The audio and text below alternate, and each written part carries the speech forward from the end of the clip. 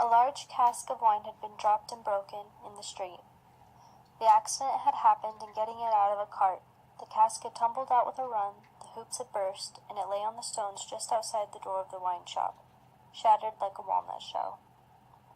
All the people within reach had suspended their business or their idleness to run to the spot and drink the wine. The rough, irregular stones of the street, pointing every way, and designed, one might have thought, expressly to lame all living creatures that approached them, had dammed it into little pools. These were surrounded, each by its own jostling group or crowd, according to its size. Some men kneeled down, made scoops of their two hands joined, and sipped, or tried to help women who bent over their shoulders to sip, before the wine had all run out between their fingers. Others, men and women, dipped in the puddles with little mugs of mutilated earthenware, or even the handkerchiefs from women's heads, which were squeezed dry into infants' mouths. Others made small mud and bacon mints to stem the wine as it ran. Others, directed by lookers-on up at high windows, darted here and there to cut off little streams of wine that started away in new directions. Others devoted themselves to the sodden and lead-dyed pieces of the cask, licking and even champing their moisture-wine-rotten fragments with eager relish. There was no drainage to carry off the wine, and not only did it all get taken up, but so much mud got taken up along with it that there might have been a scavenger in the street, if anyone acquainted with it could have believed in such a miraculous presence. A shrill sound of laughter and of amused voices of men, women, and children, resounded in the street while this wine game lasted. There was little roughness in the sport, and much playfulness. There was a special companionship in it, an observable inclination on the part of every one to join some other one, which led, especially among the luckier or lighter-hearted, to frolicsome embraces, drinking of healths, shaking of hands, and even joining of hands in dancing, a dozen together. When the wine was gone, and the places where it had been most abundant were raked into the gridiron pattern by fingers, these demonstrations ceased as suddenly as they had broken out. The man who had left his saw sticking in the firewood he was cutting set it in motion again. The woman who had left on a doorstep the little pot of hot ashes, at which she had been trying to soften the pain in her own starved fingers and toes, or in those of her child, returned to it. Men with bare arms, matted locks, and cadaverous faces, who had emerged into the winter light from cellars, moved away to descend again, and a gloom gathered on the scene that appeared more natural to it than sunshine. The wine was red wine, and had stained the ground of the narrow street in the suburb of Saint-Antoine, in Paris, where it was spilled. It had stained many hands, too, and many faces, and many naked feet, and many wooden shoes. The hands of the man who sawed the wood left red marks on the billets, and the forehead of the woman who nursed her baby was stained with the stain of the old rag she wound around her head again. Those who had been greedy with the staves of the cask had acquired a tiger smear about the mouth, and one tall joker, so besmirched, had his head more out of a long squalid bag of a nightcap than in it, scrawled upon a wall with his finger dipped in muddy wine-lees. Blood. The time was to come when that wine too would be spilled on the street stones, and when the stain of it would be read upon many there. And now that the cloud settled on Saint-Antoine, which a momentary gleam had driven from its sacred countenance, the darkness of it was heavy. Cold, dirt, sickness, ignorance, and want were the lords in waiting on the saintly presence, nobles of great power all of them, but most especially the last. Samples of a people that had undergone a terrible grinding and regrinding in the mill, and certainly not in the fabulous mill which ground old people young, shivered at every corner, passed in and out at every doorway, looked from every window, fluttered in every vestige of a garment, and the wind shook.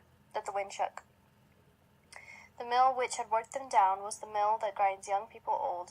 The children had ancient faces and great voices, and upon them, and upon the grown faces, and ploughed into every furrow of age and coming up afresh, was the sign, hunger. It was prevalent everywhere. Hunger was pushed out of the tall houses in the wretched clothing that hung upon poles and lines. Hunger was patched into them with straw and rag and wood and paper. Hunger was repeated in every fragment of the small modicum of firewood that the man sawed off. Hunger stared down from the smokeless chimneys and started up from the filthy street that had no offal among its refuse of anything to eat. Hunger was the inscription on the baker's shelves, written in every small loaf of his scanty stock of bad bread, in the sausage shop, and every dead dog preparation that was offered for sale. Hunger rattled its dry bones among the roasting chestnuts in the turned cylinder. Hunger was shred into atomies, and every farther porringer of husky chips potatoes fried with some reluctant drops of oil. Its abiding place was in all things fitted to it, a narrow winding street full of offense and stench, with other narrow winding streets diverging, all peopled by rags and nightcaps, and all smelling of rags and nightcaps, and all visible things with a brooding look upon them that looked ill. In the hunted air of the people there was yet some wild beast thought of the possibility of turning at bay. Depressed and slinking through they were, eyes of fire were not wanting among them, nor compressed lips, white with what they suppressed, nor foreheads knitted into the likeness of the gallows rope they mused about enduring or inflicting. The trade signs, and they were almost as many as the shops, were all grim illustrations of want. The butcher and the porkman painted up only the leanest scrags of meat, the baker the coarsest of meagre loaves. The people, rudely pictured as drinking in the wine shops, croaked over their scanty measures of thin wine and beer, and were gloweringly confidential together. Nothing was represented in a flourishing condition, save tools and weapons, but the cutler's knives and axes were sharp and bright, the smith's hammers were heavy, and the gunmaker's stock was murderous. The crippling stones of the pavement, with their many little reservoirs of mud and water, had no footways, but broke off abruptly at the doors. The kennel, to make amends, ran down the middle of the street, when it ran at all, which was only after heavy rains, and then it ran by many eccentric fits into the houses. Across the streets, at wide intervals, one clumsy lamp was slung by a rope and pulley at night, when the lamplighter had let these down, and lighted hoisted them again. A feeble grove of dim wicks swung in a sickly manner overhead, as if they were at sea. Indeed, they were at sea, and the ship and crew were in peril of tempest. For the time was to come when the gaunt scarecrows of that region should have watched the lamplighter in their idleness and hunger so long as to conceive the idea of improving on his method, and hauling up men by those ropes and pulleys to flare upon the darkness of their condition. But the time was not come yet, and every wind that blew over France shook the rags of the scarecrows in vain, for the birds, fine of song and feather, took no warning. The wine shop was a corner shop, better than most others in its appearance and degree, and the master of the wine shop had stood outside it, in a yellow waistcoat and green breeches, looking on at the struggle for the lost wine. "It's not my affair," said he, with a final shrug of his shoulders. "The people from the market did it. Let them bring another." There his eyes happening to catch the tall joker riding up his joke, had called to him across the way. "Say then, my Gaspard, what do you do there?" The fellow pointed to his joke with immense significance, as is often the way with his tribe. It missed its mark and completely failed, as is often the way with his tribe too. "What now? Are you a subject for the mad hospital?" said the wine shop keeper, crossing the road, and obliterating the jest with a handful of mud, picked up for the purpose, and smeared over it. "Why do you write in the public streets? Is there, tell me thou, is there no other place to write such words in?" In his expostulation he dropped his cleaner hand, perhaps accidentally, perhaps not, upon the joker's heart.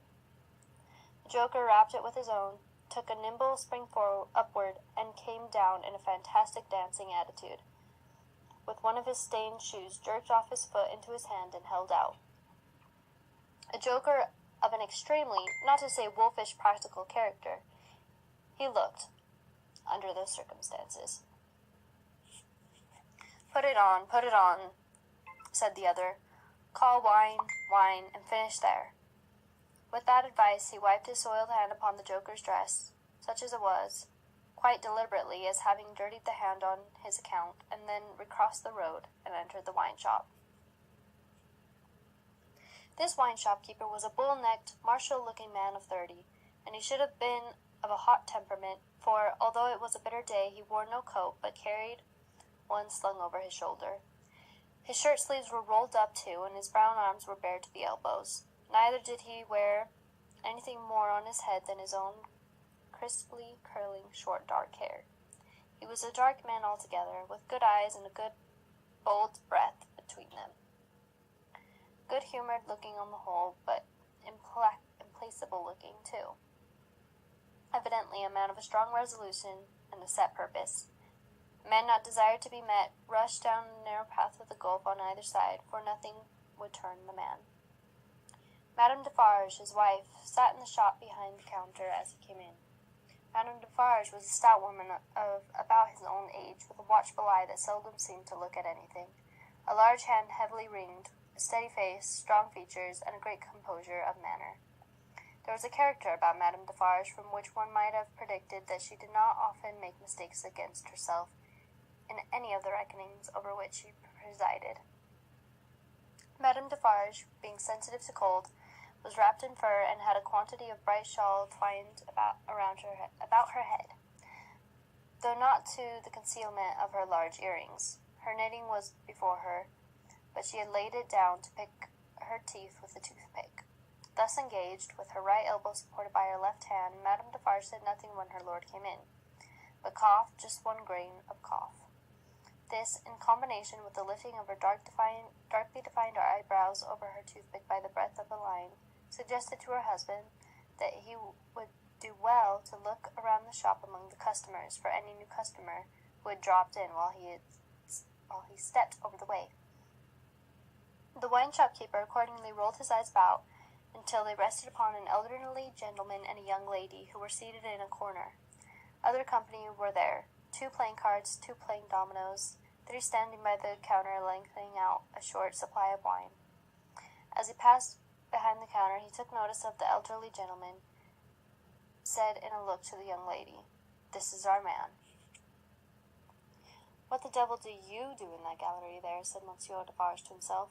"I don't know you." But he feigned not to notice the 2 strangers, and fell into discourse with the triumvirate of customers who were drinking at the counter.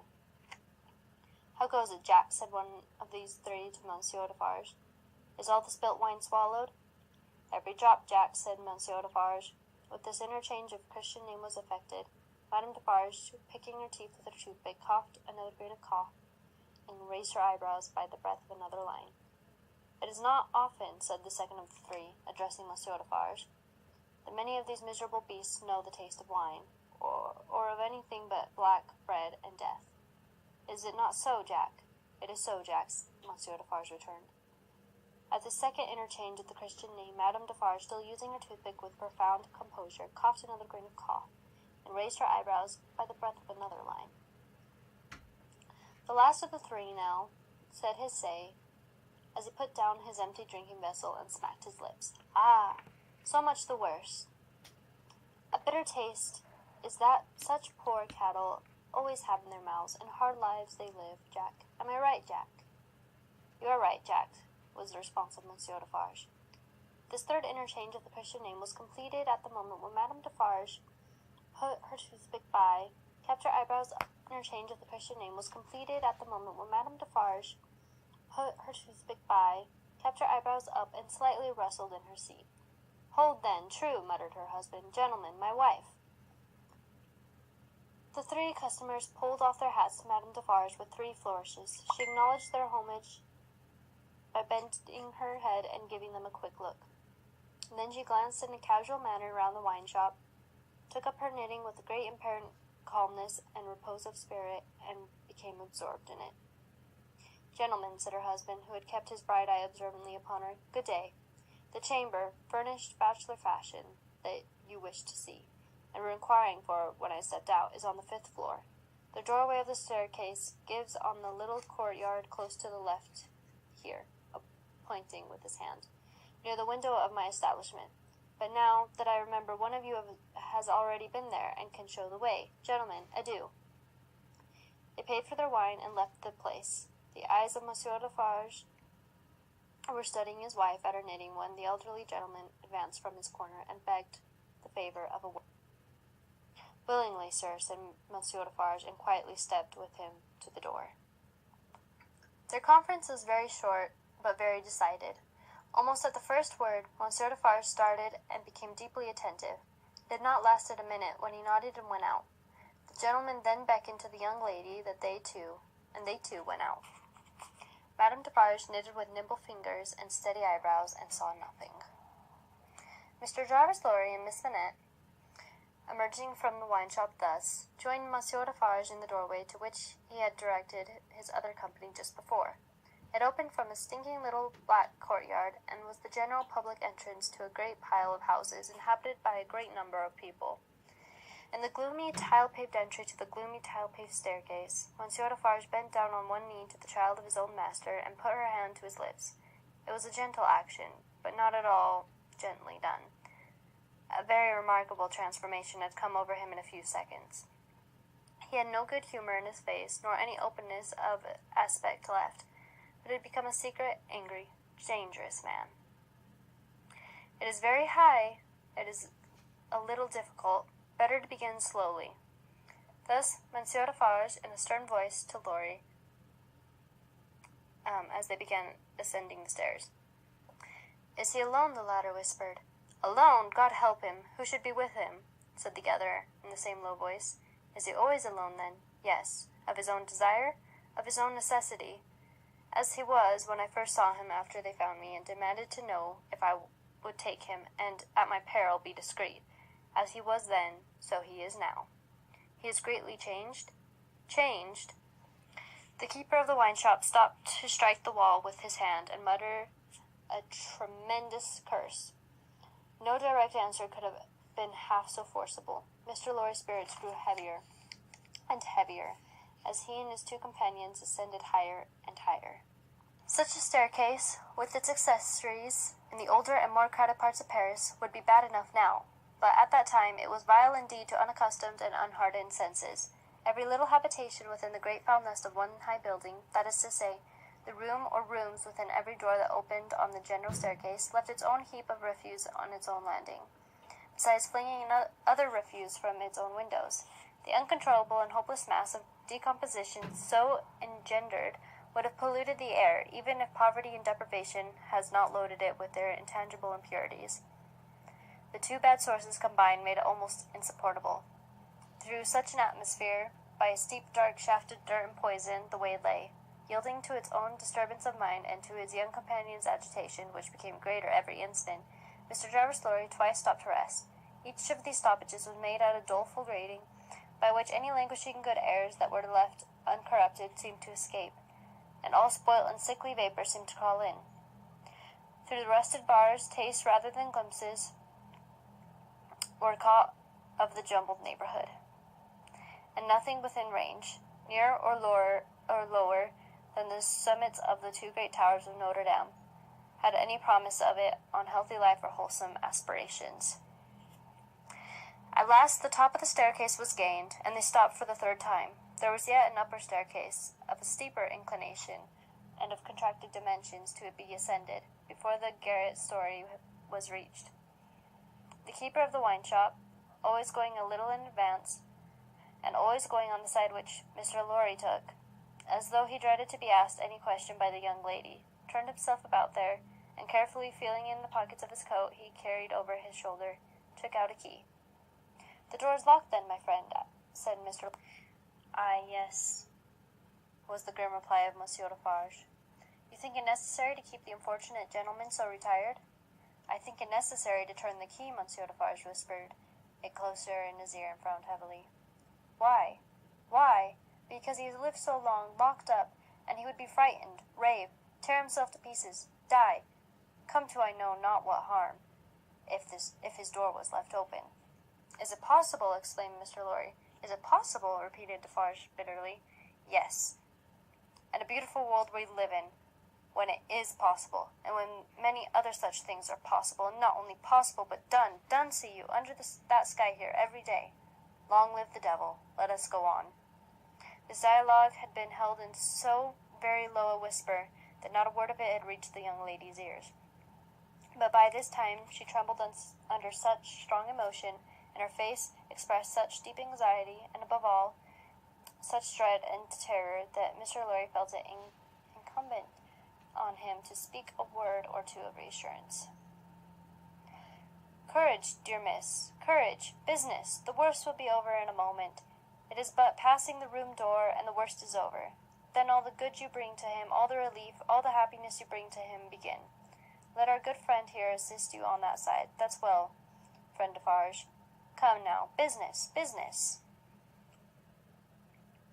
They went up slowly and softly. The staircase was short, and they were soon at the top. There, as it had an abrupt turn in it, they came all at once in sight of three men whose heads were bent down close together at the side of a door, and who were intently looking into the room to which the door belonged, through some chinks or holes in the wall. On hearing footsteps close at hand, these three turned and rose, and showed themselves to be the three of the name who had been "I forgot them in the surprise of your visit," explained Monsieur Defarge.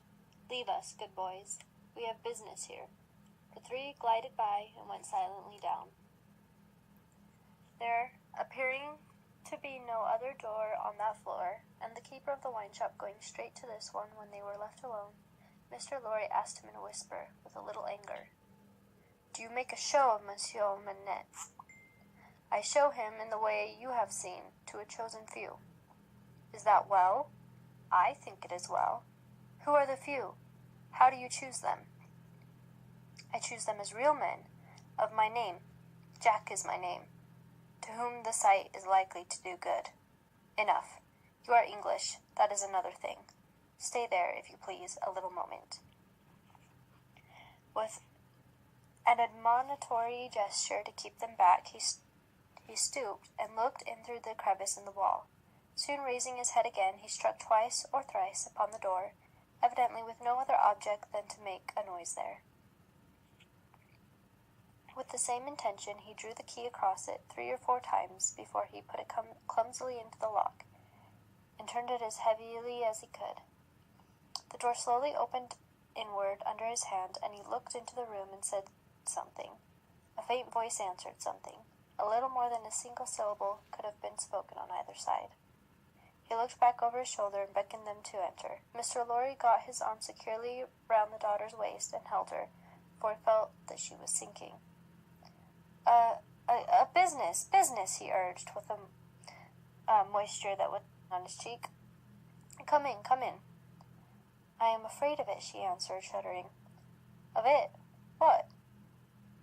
"I mean of him, of my father." Rendered in a manner desperate by her state and by the beckoning of their conductor, he drew over his neck the arm that shook upon his shoulder, lifted her a little, and hurried her into the room. He set her down just within the door, and held her clinging to him. Defarge drew out the key, closed the door, locked it on the inside, took out the key again, and held it in his hand.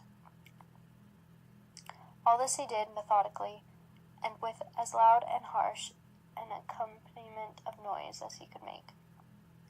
Finally, he walked across the room with a measured tread to where the window was. He stopped there and faced round. The garret, built to be a depository for wood and the like, was dim and dark, for the window of dormer shape was in truth a door in the roof, with a little crane over it for the hoisting up of stores from the street, unglazed, and closing up the middle in 2 pieces, like any other door of French construction. To exclude the cold, one half of this door was fast closed, and the other was opened but a very little way.